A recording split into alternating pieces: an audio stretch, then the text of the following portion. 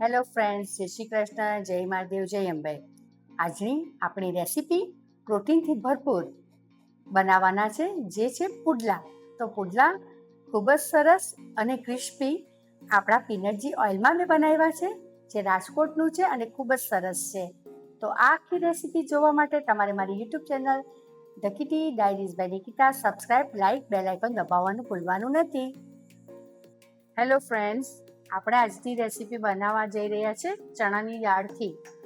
તો ચણાની દાળથી આપણે એક જીમ લવર હોય કે પ્રોટીન બોડીમાં જોઈતું હોય અને સવારમાં આપણે ચીલ્લા બનાવતા હોય છે, આમ આપણે એને પુડલા બી કહીએ છીએ ગુજરાતી લોકો.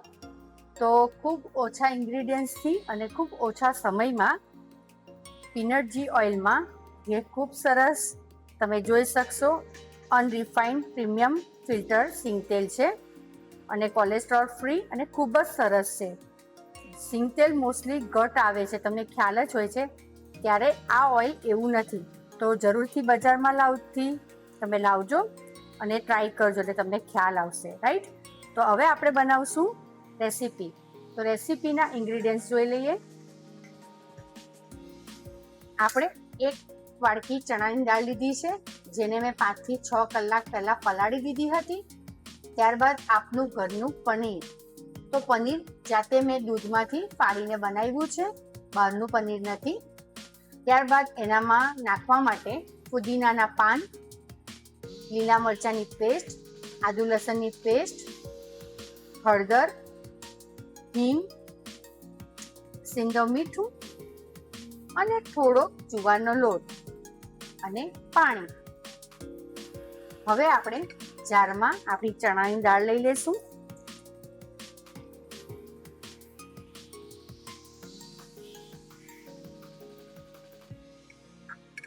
ત્યારબાદ આપણું પનીર,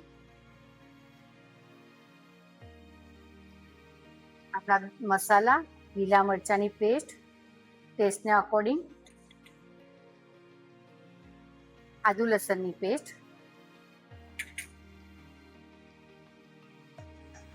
ટેસ્ટને અકોર્ડિંગ સિંધવ મીઠું. હવે આપણે એને ગ્રાઇન્ડ કરી દઈશું, જેમ આપણે ઈદડાનું બેટર બનાવતા હોય એ રીતે. આપણું બેટર રેડી થઈ ગયું છે પુડલા માટેનું ચણાની દાળનું. તો આપણે એને એક બાઉલમાં ખાલી કરી દઈશું. હવે આની અંદર આપણે ખાલી 1 ચમચી જુવારનો લોટ નાખશું.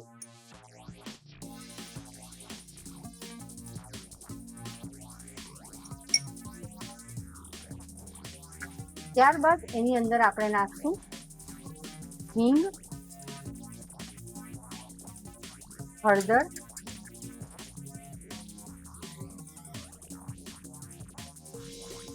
અને પુદીના જે આપણે કટિંગ કરીને રેડી કરી દીધો છે. અને હવે એને સરખું મિક્સ કરી દેશું.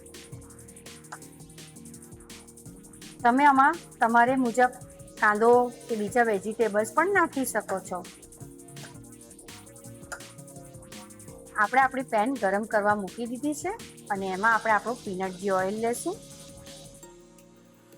એ આપણે આપણા પુડલામાં જેટલું ઓઇલ જોઈએ એટલું જ યુઝ કરવાનું છે.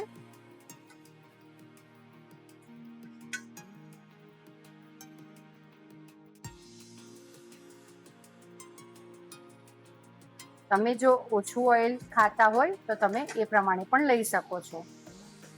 હવે આપણે આપણું જે પુડલા બનાવવાના છે એનું બેટર એને આ રીતે સ્પ્રેડ કરી દઈશું.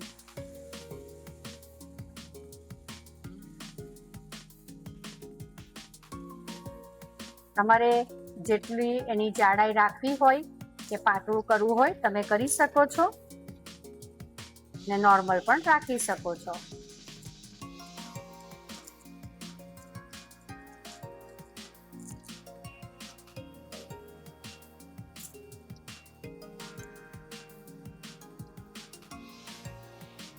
જો તમે કડક ખાતા હોય તો તમારે બેટર પાતળું પેનમાં પાથરવાનું છે. હવે આપણે આપણા પુડલાને પલટાવી દઈએ. તમે જોઈ શકશો આપણું પુડલું ખૂબ જ સરસ થયું છે. આ જ રીતે બીજી તરફ પણ આપણે એને ક્રિસ્પી કરી દેશું અને થોડું પીનટ જી ઓઇલ આ રીતે લગાવી દેશું.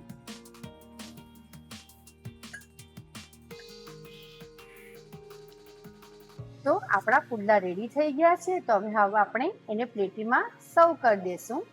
અને ઝટપટથી જે ડાયટ કરતા હોય કે જીમ લવર હોય ને ઝટપટથી સવારે બ્રેકફાસ્ટ બનાવવું હોય તો આ રેસીપી એમના માટે જ છે. તો જરૂરથી સબસ્ક્રાઈબ કરજો